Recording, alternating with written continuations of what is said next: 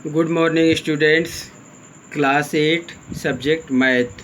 Dear learner, today we learn data handling chapter number 5.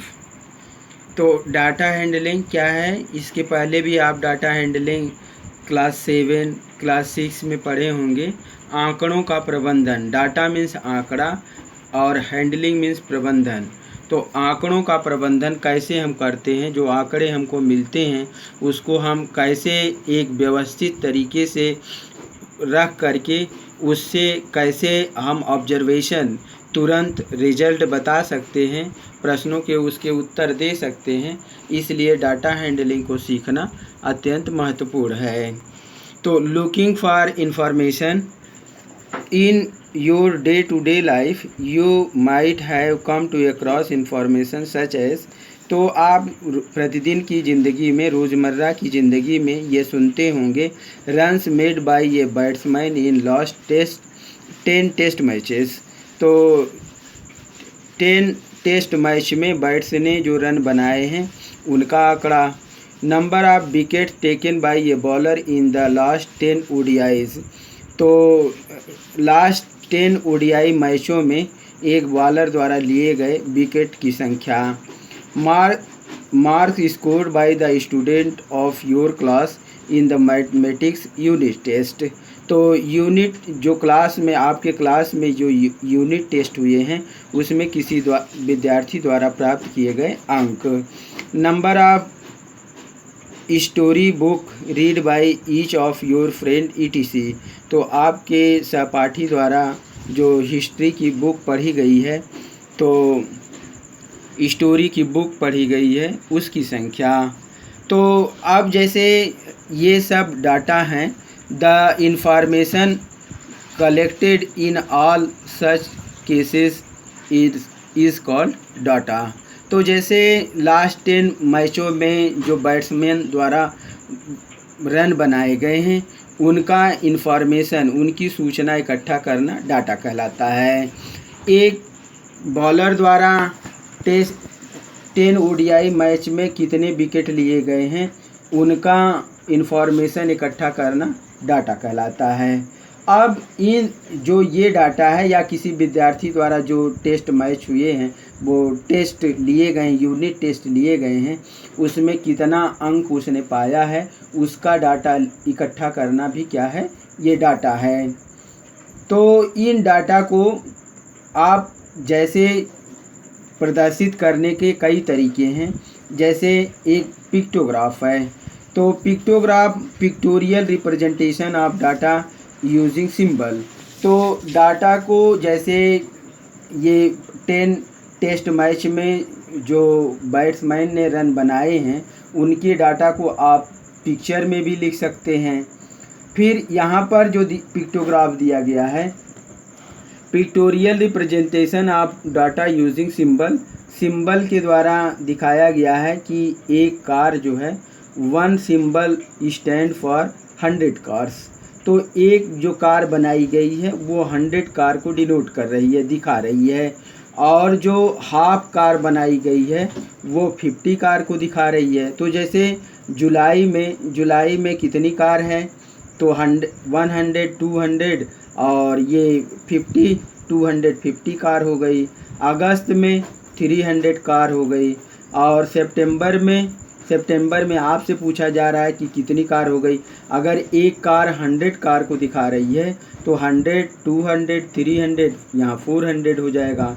How many car were produced in the month of जुलाई।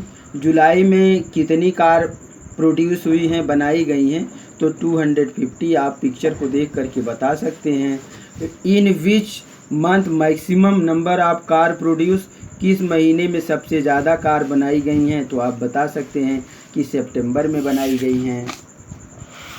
ये bar graph क्या होता है, page number 70 पर। ये display in information using bars of uniform width their heights being proportional to the respective values। तो जो bar graph होता है एक समान चौड़ाई का, जो ये दंड आलेख हैं ये क्या हैं, दंड हैं, ये बार हैं, ये दंड हैं, जो एक समान चौड़ाई के होते हैं। जितना चौड़ाई इसकी यहाँ पर है उतना ही चौड़ाई इसकी यहाँ पर भी है। तो ये क्या होते हैं, एक समान चौड़ाई का प्रयोग करते हैं। और दंडों की जो ऊंचाई है, इनकी दंड की जो वो चौड़ाई है वो बार का वो एक समान रहती है, और उनकी ऊंचाई जो होती है, उनकी ऊंचाई उनके मान, उनका जितना मान होता है उनके अनुपात में रहती है। जैसे इसकी ऊंचाई, तो इस जैसे number of students in class 8, तो 8 में जो बच्चों का एडमिशन हुआ है, जैसे 2003 और 2004 में जो बैच चला 2003-04 का, उसमें नंबर ऑफ स्टूडेंट क्लास 8 में कितने स्टूडेंट थे, 100 थे। 2004-05 में कितने थे, 200 बच्चों का एडमिशन हुआ है। 2005 और 6 में 250 का हुआ है। 2006-07 में 300 का हुआ है, और 2007-08 में वो 350 का हुआ है। तो अब आपसे ये जो बार ग्राफ है, जो दंड आलेख हैं, इनके आधार पर जो प्रश्न पूछे जा रहे हैं उन प्रश्नों के उत्तर आप दे सकते हैं। What is the information given by the bar graph. तो बार ग्राफ क्या इंफॉर्मेशन, क्या सूचना दे रहा है। बार ग्राफ यह सूचना दे रहा है कि जो अलग अलग सत्र में विद्यालय चले हैं, तो उसमें क्लास 8 में किस सत्र में 2003-04 में कितने बच्चों का एडमिशन हुआ, 4-5 में कितने बच्चों का एडमिशन हुआ। तो ये इन्फॉर्मेशन दे रहा है, ये सूचना दे रहा है कि अलग अलग वर्षों में क्लास 8 में कितने बच्चों का एडमिशन हुआ था। In which year is the increase in the number of student maximum. तो सबसे ज़्यादा in which year is the increase in the number of student maximum. तो सबसे ज़्यादा बच्चों का जो एडमिशन हुआ है वो किस साल में हुआ है, तो 2007-08 में हुआ है। In which year the number of student maximum. तो किस साल में नंबर ऑफ स्टूडेंट मैक्सिमम है, तो सबसे ज़्यादा 2007-08 में है। और ये in which year is the increase in the number of student maximum. तो सबसे ज़्यादा बच्चे जो इंक्रीज हुए हैं, दूसरा फिर से देखिए, in which year is the increase in the number of student maximum. तो सबसे ज़्यादा बच्चों का इंक्रीज़ किस ईयर में हुआ। जैसे 2003-04 में तो 100 थे, लेकिन 4-5 में जस्ट 200 हो गए, तो जस्ट डबल एडमिशन हुआ। वो किस ईयर में हुआ, 2004-05 में हुआ। और थर्ड में in which year is the number of student maximum, और किस साल में सबसे ज़्यादा स्टूडेंट थे, तो 2007-08 में थे। स्टेट वेदर ट्रू और फॉल्स। तो ट्रू फॉल्स आपको बताना है। The number of student during 2005-06 is the twice that 2003-04। 2003-04 में जो एडमिशन हुआ था वो 5-6 में जस्ट डबल हो गया। 5-6 में जैसे 2005-06 में ड्यूरिंग 2005-06 में जो एडमिशन हुआ था वो 3-4 में जो एडमिशन था उसका डबल हो गया। तो यस, जो 3-4 में 100 एडमिशन था तो 4-5 में 200 हो गया, तो जस्ट डबल हो गया। अब डबल बार ग्राफ क्या होता है। डबल बार ग्राफ, ये बार ग्राफ शोविंग, तो ये आप बार ग्राफ सीख गए। अब आप देखिए डबल बार ग्राफ। तो ये bar graph showing 2 sets of data simultaneously it is useful for the comparison of the data। तो जो डबल बार ग्राफ होता है उसमें जो डबल डाटा को साथ में लिखते हैं। जैसे देखिए मैथ में marks obtained by a student, तो 2005-06 और 2006-07 में 5-6 और 6-7 में बच्चे ने जो मैथ में नंबर गेन किए हैं, मार्क ऑब्टेन्ड बाय स्टूडेंट, तो बच्चों ने जो वो नंबर गेन किया है 2005-06 और 6-7 में, तो उसको दोनों ईयर का साथ में दिखाया जा रहा है। तो मैथ का 2000, ये देखिए जो खाली वाला है वो किसको दिखा रहा है, 2005-06 का दिखा रहा है, और जो कलर किया है वो 2006-07 का दिखा रहा है। तो दोनों साल का साथ में दिखाया जा रहा है। What is the information given by the double bar graph. तो डबल बार ग्राफ क्या इंफॉर्मेशन दे रहा है, डबल बार ग्राफ ये इंफॉर्मेशन दे रहा है कि बच्चे में वो मैथ में कितना इम्प्रूवमेंट हुआ है। जैसे 2005 में उसका मार्क कितना था, 2006-07 में उसने कितना मार्क्स लाया है, उसमें मार्क्स में इंक्रीज हुआ है या डिक्रीज हुआ है, वो साथ में दिखाया जा रहा है। In which subject has the performance improve the most. तो in which subject has the performance improve the most, तो किस सब्जेक्ट में जो परफॉर्मेंस है, जो बच्चों का परफॉर्मेंस है उसमें ज़्यादा इम्प्रूवमेंट हुआ है, जैसे मैथ में या साइंस में या सोशल साइंस में या साइंस में या इंग्लिश में या हिंदी में। फिर पूछा जा रहा है in which subject has the performance deteriorated और in which subject is the performance at par. तो ये डबल बार ग्राफ से ये दिखाया जा रहा है कि बच्चों का कैसे परफॉर्मेंस है अलग अलग सब्जेक्ट में, ये डबल बार ग्राफ के द्वारा दिखाया गया है। ऑर्गेनाइजिंग डाटा, तो डाटा का कैसे हम ऑर्गेनाइज करते हैं, डाटा को कैसे इकट्ठा करते हैं, ये दिखाया जा रहा है। तो आंकड़े कैसे बनाते हैं, ऑर्गेनाइजिंग डाटा, आंकड़ों का संगठन कैसे करते हैं। तो usually data available to us is in an unorganized form called raw data. तो प्रायः जो हमें आंकड़े उपलब्ध होते हैं वो असंगठित होते हैं, अनऑर्गेनाइज्ड मतलब असंगठित होते हैं, जिन्हें रॉ डाटा कहते हैं। To draw meaningful inferences we need to organize the data systematically. तो जो रॉ डाटा होता है वो बिना सिस्टम का होता है, असंगठित होता है, तो वो हमारे लिए यूज़फुल नहीं होता है। तो हमको मीनिंगफुल बनाने के लिए, यूज़फुल बनाने के लिए उस डाटा को क्या करना होता है, सिस्टमेटिकली करना पड़ता है, संगठित करना पड़ता है। फॉर एग्जांपल, ये group of students was asked for their favourite subject. तो बच्चों के एक समूह से पूछा गया कि उनकी प्रिय वो सब्जेक्ट, उनका प्री सब्जेक्ट क्या है। The result were as listed below. तो कुछ बच्चों ने आर्ट बताया, mathematics, science, English, math, art, English, math, English, art, science, science, mathematics, art, English, art, science, mathematics, science, art. ऐसे बच्चों ने अपना फेवरेट सब्जेक्ट बताया।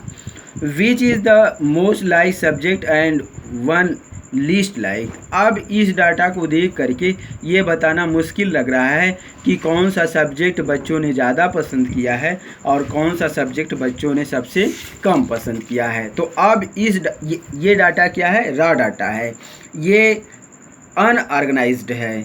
अब इस डाटा को हमको क्या करना है, वो मीनिंगफुल बनाने के लिए सिस्टमेटिकली करना है, संगठित डाटा में बदलना है। तो क्या करेंगे हम, it is not easy to answer the question. अब इन प्रश्नों का उत्तर देना आसान नहीं है कि कौन से सब्जेक्ट बच्चे ज़्यादा पसंद किए हैं और कौन से सब्जेक्ट को बच्चे कम पसंद किए हैं। तो looking at the choice written, फिर देखो अब इसको क्या किया गया, ये सब्जेक्ट लिख दिया गया, कौन 4 सब्जेक्ट को बच्चे ज़्यादा बताए हैं, तो 4 सब्जेक्ट का नाम लिए हैं, कौन कौन सा? आर्ट, मैथमेटिक्स, साइंस और इंग्लिश। अब हम इसका टैली मार्क बनाते हैं। नंबर ऑफ स्टूडेंट, आर्ट को पसंद करने वाले 7 स्टूडेंट हैं, तो 5 जैसे टैली मार्क्स बनाने के लिए आप जानते हैं कि 4 लाइन खींच करके 5वीं लाइन को कट कर देते हैं, तो ये बंडल कितने का पढ़ा जाता है? 5 का। तो 5 और 2 अलग अलग लाइन, फिर तो ये 7 हो गया। मैथमेटिक्स का 4 लाइन, 5 बच्चों ने मैथमेटिक्स पसंद किया है, तो 4 लाइन खींच के 5वीं लाइन कट कर देते हैं, ये 5 हो गया है। साइंस में 6 बच्चे हैं, तो 4 लाइन खींच करके 5वीं कट कर देंगे और 1 लाइन अलग से रखेंगे, तो ये 6 हो गया। इंग्लिश का 4 बच्चे हैं। The number of tallies before subject give the number of student who like particular subject. तो इनमें आपने देखा कि कौन सा विषय सबसे अधिक पसंद किया गया और कौन सा विषय सबसे कम। This is known as frequency of the subject. तो इनमें अब क्या करेंगे, जैसे देखो ये प्रत्येक चित्र के सम्मुख जो ये दिया गया है विषय के सम्मुख मिलान चिन्ह का प्रयोग किया गया है। तो हम विशिष्ट विषय पर पसंद करने वाले विद्यार्थियों की संख्या प्राप्त कर सकते हैं। The number of tallies before each subject give the number of student who like the particular subject. तो the number of lines before each subject, हर सब्जेक्ट के बिफोर पहले वो क्या दिया गया है? नंबर लाइन दिया गया है। स्टूडेंट लाइक पार्टिकुलर सब्जेक्ट, तो पार्टिकुलर हर सब्जेक्ट को बच्चे कितना पसंद किए हैं वो उसकी लाइनिंग दी गई है। This is known as the frequency of the subject. तो यह उस सब्जेक्ट की क्या है? फ्रीक्वेंसी है, बारंबारता है, कितनी बार वो सब्जेक्ट पसंद की गई है। जैसे आर्ट कितनी बार पसंद की गई है? 7 टाइम। तो 7 टाइम, तो आर्ट की फ्रीक्वेंसी क्या हो गई? 7 हो गई। मैथमेटिक्स कितनी बार पसंद की गई है? वो 5 बार। तो मैथमेटिक्स की फ्रीक्वेंसी क्या है? 5 है। साइंस की क्या है? 6 है। और इंग्लिश की क्या है? 4 है। तो this is known as frequency of the subject. यह सब्जेक्ट की बारंबारता कहलाती है, फ्रीक्वेंसी कहलाती है। Frequency give the number of time that ये पार्टिकुलर एंट्री अकर्स। तो फ्रीक्वेंसी है क्या? किसी भी frequency give the number of times. तो फ्रीक्वेंसी क्या बताती है? नंबर ऑफ टाइम्स बताती है कि वह कितनी बार आया है। That a particular entry occur. Particular entry मतलब कोई एक विशिष्ट प्रविष्टि, कोई एक विशिष्ट सब्जेक्ट, कोई एक विशिष्ट वस्तु कितनी बार आई है, उसकी बारंबारता कितनी है, वह कितनी बार आई है, वह उसकी फ्रीक्वेंसी कहलाती है। जैसे frequency of student who like English 4, तो इंग्लिश की फ्रीक्वेंसी क्या है? 4 है। और frequency of student who like mathematics तो इज़ 5। तो मैथमेटिक्स की वो फ्रीक्वेंसी क्या है? 5 है। जो स्टूडेंट मैथमेटिक्स पसंद करते हैं उनकी फ्रीक्वेंसी क्या है? 5 है। The table made is known as frequency distribution table as it give the number of times as an entry occurs. तो ट्राई दिस आप ये भी कर सकते हैं। ये group of student were asked to say which animal they would like most to have as a pet. The result are given below. तो बच्चों के एक ग्रुप से ये पूछा गया कि वह पालतू जानवरों में किस जानवर को ज़्यादा पसंद करते हैं। तो बच्चों ने अपने अपने उत्तर दिए। Dog, cat, cat, fish, cat, rabbit, dog, cat, rabbit, dog, cat, dog, dog, dog, dog, cat, cow, fish, rabbit, dog, cat, dog, cat, cat, dog, rabbit, cat, dog, fish. तो make a frequency distribution table for the same. तो ऐसे आप frequency वो table बना सकते हैं। जैसे cat का, डॉग कितनी बार आया है इसमें से गिनेंगे, डॉग कितनी बार आया है तो उसकी बारंबारता लिखेंगे, फिर टैली मार्क बनाएंगे। फिर डॉग के बाद कैट का लिखेंगे तो कैट कितनी बार आया है उसकी फ्रीक्वेंसी लिखेंगे। फिर उसका टैली मार्क बनाएंगे। नंबर ऑफ एनिमल, तो आप क्या लिखेंगे, एक तरफ सब्जेक्ट जैसे इसमें वो एनिमल का नाम लिखेंगे, नेम ऑफ एनिमल। तो कौन कौन सा एनिमल है, तो डॉग है, कैट है, रैबिट है और फिश है। तो ये सब एनिमल का नाम लिखेंगे। फिर टैली मार्क लिखेंगे। फिर नंबर ऑफ एनिमल लिखेंगे। तो कितनी बार डॉग आया है वो यहाँ लिखेंगे, कितनी बार कैट आया है वो यहाँ लिखेंगे। इसमें से गिनेंगे कितनी बार कैट आया है, कितनी बार रैबिट आया है उसको लिखेंगे। फिर उसका टैली मार्क बनाएंगे। तो अब ग्रुपिंग डाटा को कैसे हम ग्रुप करते हैं, आंकड़ों का वर्गीकरण कैसे करते हैं उसके बारे में सीखेंगे। जैसे आपने टैली मार्क बनाना सीख लिया, फ्रीक्वेंसी क्या होती है, बारंबारता किसी आंकड़े की क्या होती है, डाटा की, वो आपने सीखा। अब सीखेंगे 5.3 में ग्रुपिंग डाटा को कैसे हम ग्रुप करते हैं, ग्रुप में बनाते हैं। तो आंकड़ों का वर्गीकरण हम कैसे करते हैं, जैसे the data reading choice of subject should occurrence each of the entire several times. For example, art is liked by 7 students, math is liked by 5 students and तो जैसे अगर ऐसे डाटा रहता है कि 7 स्टूडेंट आर्ट पसंद करते हैं, 5 स्टूडेंट मैथमेटिक्स पसंद करते हैं, तब तो इनका वो टैली मार्क बनाना आसान है। लेकिन अगर बड़ा आंकड़ा हमको दिया गया है, this information can be displayed graphically using pictograph और ए बार ग्राफ। तो ये आंकड़ा चाहे हम पिक्टोग्राफ के द्वारा, चित्र द्वारा या बार ग्राफ के द्वारा बना सकते हैं। लेकिन sometimes however we have to deal with a large data, कभी कभी हमको बड़े डाटा के साथ काम करना पड़ता है। For example, consider the following marks out of 50 obtain in A mathematics by 6 student. तो 60 बच्चे क्लास 8 के थे, 60 बच्चों का टेस्ट हुआ और उसमें 50 मार्क्स का था।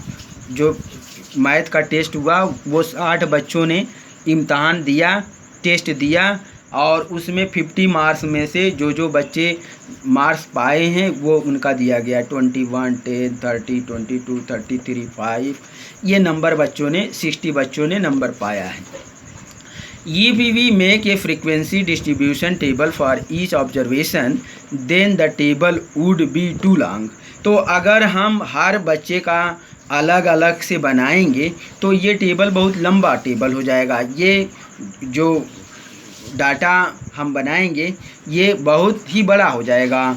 सो फॉर कन्वीनियंस, अपनी सुविधा के लिए, we make group of observation says 0 to 10, 10 to 20 and so on. तो अब हम इसका क्या करते हैं, ग्रुप बना देंगे। जैसे 0 से 10 कितने बच्चे पाए हैं उनका एक ग्रुप होगा, 10 से 20 कितने बच्चे पाए हैं उनका एक ग्रुप होगा, 20 से 30 कितने बच्चे पाए हैं उनका एक ग्रुप होगा। Group 10 frequency distribution table above data can be.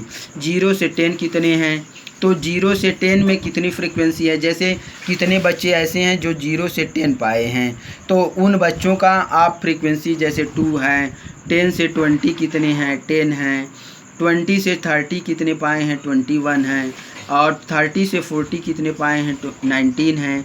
40 से 50 कितने पाए हैं, 7 है। 50 से 60 कितने पाए हैं, 1 है। तो ये जो हमने उसको ग्रुप कर दिया, ऑब्जर्वेशन को हमने ग्रुप बना दिया। तो data represented in this manner is said to be grouped and this distribution obtained is called grouped frequency distribution. और जो इस तरह से हमको ये प्राप्त हुआ है इसको हम क्या कहते हैं, ग्रुप फ्रीक्वेंसी डिस्ट्रीब्यूशन।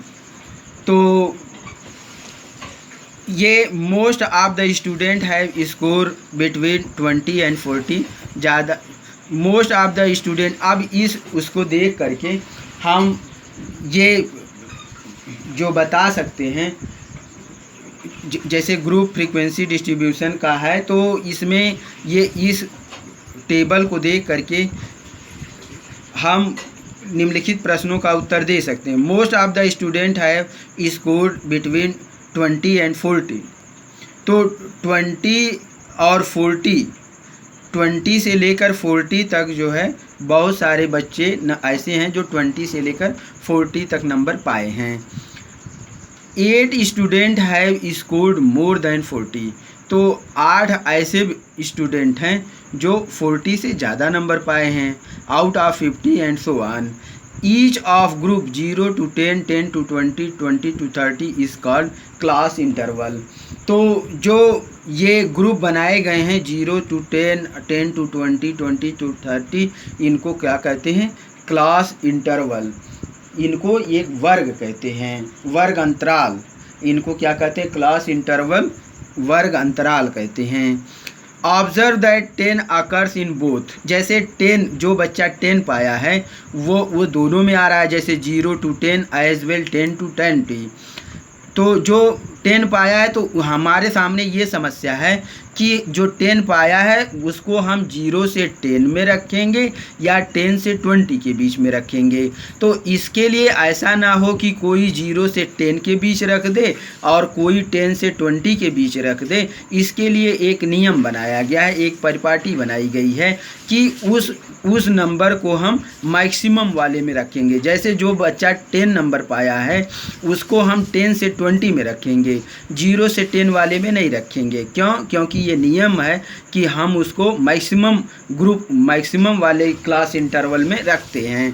तो इसको मैक्सिमम क्लास भी हम कहते हैं, मैक्सिमम क्लास या वर्ग कहते हैं। तो जो मैक्सिमम वर्ग है 10 से 20 वाला, उसमें हम रखेंगे। जैसे कोई बच्चा 20 नंबर अगर पाया है तो हम 10 से 20 वाले में ना रख करके किस में रखेंगे? 20 to 30 वाले में रखेंगे। क्यों रखेंगे? क्योंकि यह परिपाटी बनाई गई है, यह नियम बनाया गया है कि हम उसको किस में रखते हैं? मैक्सिमम वाले ग्रुप में रखते हैं। तो फिर ये कहा जा रहा है इन the class interval 10 to 20, 10 is called lower class limit. 10 to 20, जैसे 10 to 20 है तो 10 को क्या कहते हैं? लोअर क्लास लिमिट, निम्न वर्ग सीमा। 10 to 20 में 10 को क्या कहते हैं? निम्न वर्ग सीमा, लोअर क्लास लिमिट। और 20 को क्या कहते हैं? उच्च वर्ग सीमा, upper class limit. Similarly in the class interval 20 to 30, 20 is lower class limit and 30 is upper class limit. Observe that the difference between the upper class limit and lower class limit for each of the class interval 0 to 10, 10 to 20, 20 to 30 is equal। जैसे देखिए 0 से 10, 10 से 20, 20 से 30, सबके बीच में नंबरों का अंतर कितना है? 10 का है। 0 से 10 में 10 का है, तो 10 अब 10 से 20 में सब में जो इंटरवल है वो 10 का है। This difference between the upper class limit and lower class limit is called width और साइज ऑफ क्लास इंटरवल। तो इसको क्या कहते हैं? ये विड्थ कहते हैं या साइज कहते हैं। उसकी चौड़ाई कितनी है, जो ग्रुप है ग्रुप की चौड़ाई कितनी है, वह हर स्थिति में क्या है? 10 है। तो ट्राई दिस, इसको आपको बनाने को भी कह रहा है। अब आप देखिए पेज नंबर 74 पर, bars with A difference. Bars with A difference में क्या है कि फिर बार्स विथ ए डिफरेंस,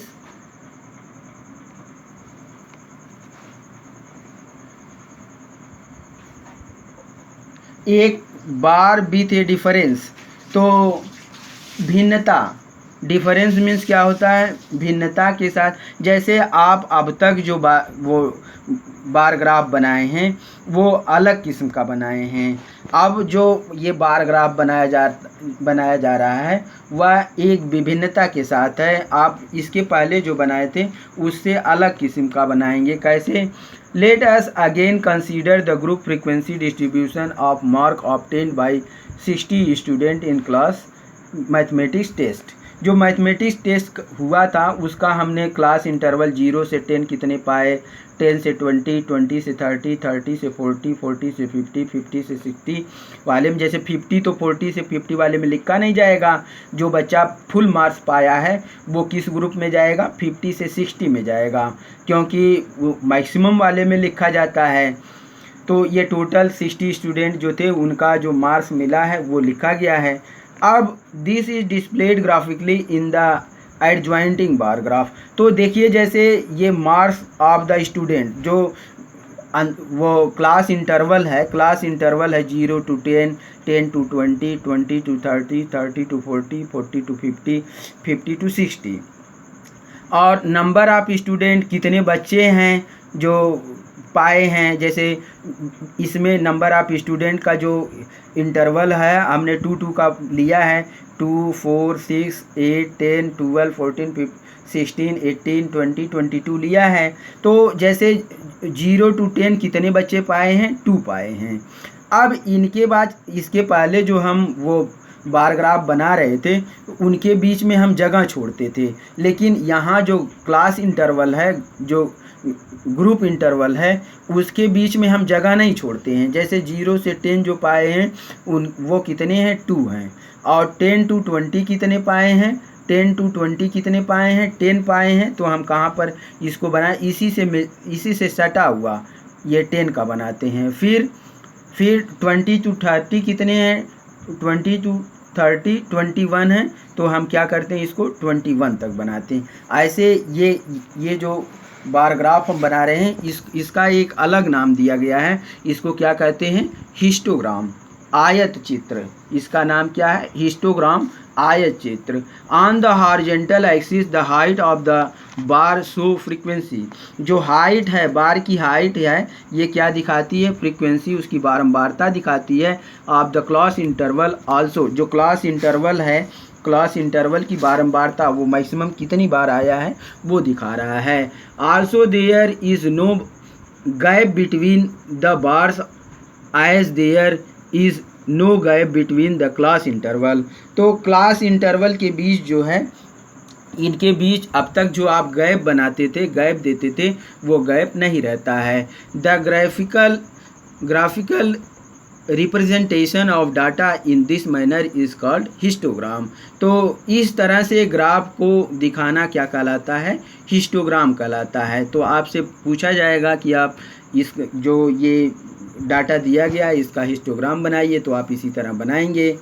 अब इसमें देखिए जो ये हिस्टोग्राम बनाया गया है, इसमें एक टेढ़ी मेढ़ी रेखा खींची गई है। यह टेढ़ी रेखा क्या दिखाती है, जैग्ड लाइन और broken line has been used along the horizontal line to indicate that we are not showing the number between 0 to 20। देखिए ये 0 to 20, 20 जैसे 0 to 20 कोई बच्चा पाया ही नहीं रहा होगा। जो ये है दिया गया है 0 to 20, अगर नंबर ऑफ टीचर और the range divided in equal interval of 5 year in this case. तो एज इन ईयर्स, तो जो टीचरों की एज है वो 20 से 25 के कितने टीचर हैं, 25 से 30 के कितने टीचर हैं, 30 से 35 के कितने टीचर हैं, 35 से 40 के बीच कितने टीचरों की एज है, 40 से 45 के बीच टीचरों की कितने। जैसे ये टीचर की एज और नंबर ऑफ टीचर, कितने टीचर हैं, 20 से 25 साल के कितने टीचर हैं, उनके बीच में क्या है, एक हिस्टोग्राम बनाया गया है। तो जैसे 0 to 20, 0 से 20 साल का कोई टीचर नहीं है, तो उसके लिए यहाँ पर एक टेढ़ी रेखा खींच दी गई है। ये टेढ़ी रेखा क्या बताती है कि 0 से 20 की संख्या प्रदर्शित नहीं कर रहे हैं, मतलब हम 0 से 20 के कोई टीचर नहीं हैं, इसलिए हम 0 के 20 का कोई नंबर नहीं दिखा रहे हैं। तो डायरेक्ट हम 20 से 25, 25 से 30, 30 से 35 ऐसे जो टीचर हैं, टीचर की एज है, उसका एक हिस्टोग्राम बनाए हैं। तो ये एक्सरसाइज जो अब तक आपने बार ग्राफ या हिस्टोग्राफ पढ़ा है, तो हिस्टोग्राम तो उस बार ग्राफ और हिस्टोग्राम के आधार पर आप एक्सरसाइज 5.1 के क्वेश्चन सॉल्व करेंगे। For which of this would you use a histogram to show the data, the number of letters of different area in a postman's bag, the height of competitors in the athletes meet. तो इसका आप क्या कर रहे हैं, for which of this would you use a histogram, तो किसके लिए आप हिस्टोग्राम बनाएंगे। तो एक्सरसाइज 5.1 के क्वेश्चन को आप इसके आधार पर सॉल्व करेंगे। आशा करता हूँ ये वीडियो आपको एक्सरसाइज 5.1 सॉल्व करने में मदद करेगा। वीडियो बहुत लंबी हो रही है, इसलिए हम एक्सरसाइज के क्वेश्चन सॉल्व